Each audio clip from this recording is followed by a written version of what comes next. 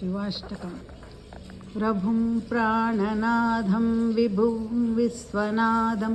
जगन्नाथनाथं सदानन्दभाजं भवद्भव्यभूतेश्वरं भूतनादं शिवं शङ्करं शम्भुमीशानमीडे गळेरुण्डमालं तनौ सर्पजालं महाकालकालं गणेशादिपालं जटाजूटगङ्गो तरङ्गैर्विशालं शिवं शङ्करं शम्भुमीशानमीडे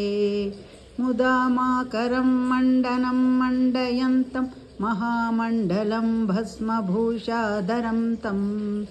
अनादिं ह्यपारं महामोहमारं शिवं शङ्करं शम्भुमीशानमीडे वटाधो निवासं महाट्टहासं महापापनाशं सदा सुप्रकाशं गिरीशं गणेशं सुरेशं महेशं शिवं शङ्करं शम्भुमीशानमीडे गिरीन्द्रात्मजासं गृहीतार्धदेहं गिरौ संस्थितं सर्वदा पन्नगेहं परब्रह्म ब्रह्मादिभिर्वन्द्यमानं शिवं शङ्करं शम्भुमीशानमीडे कपालं त्रिशूलं कराभ्यां ददानं पदाम्भोजनं रायकामं ददानं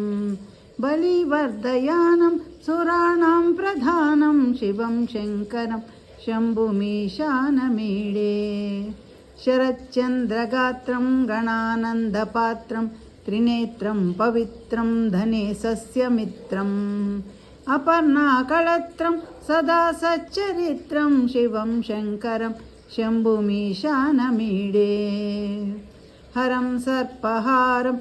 चिताभूविहारं भवं वेदसारं सदा निर्विकारं श्मशाने वसन्तं मनोजं दहन्तं शिवं शङ्करं शम्भुमीशानमीडे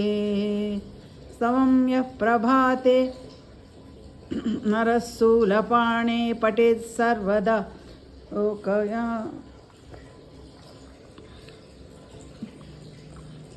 वर्गसेवा भक्तः सुपुत्रं सुधान्यं सुमित्रं कळत्रं विचित्रैः समाराध्य मोक्षं प्रयाति।